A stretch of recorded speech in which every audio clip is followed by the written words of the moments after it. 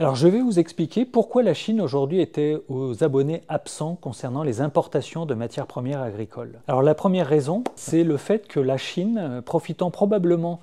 des conséquences du réchauffement climatique, a connu une très bonne récolte, notamment de blé et de maïs, qui lui permet finalement de pouvoir être en capacité de répondre aux besoins des industriels et notamment de la fabrication d'alimentation animale. La deuxième raison, c'est que la Chine a décidé aussi et a demandé aux importateurs de limiter fortement leurs importations de céréales en venant de l'extérieur, avec l'idée de permettre à utiliser davantage les cultures, les productions locales, bien entendu, et le fait que la Chine dispose déjà depuis plusieurs années de stocks considérables. Alors par exemple, force est de constater que la France n'a exporté sur cette campagne 2024-2025 0 million de tonnes de céréales, que ça soit du blé, que ça soit de l'orge, alors que les années précédentes, la Chine nous avait habitués à acheter régulièrement des quantités assez importantes. Pour exemple, notre orge française qui constitue d'exportation vers les pays tiers,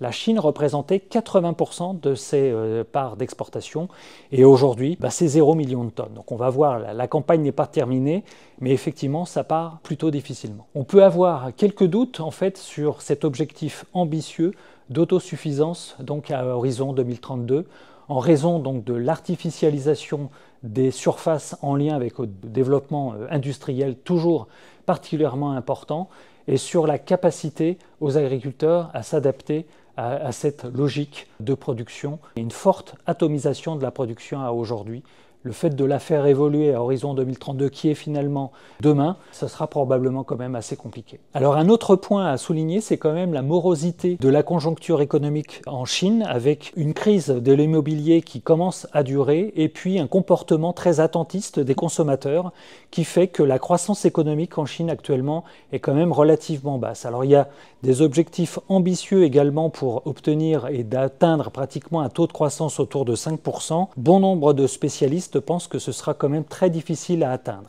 Cela dit, le gouvernement chinois tout récemment a mis en place en fait un plan de relance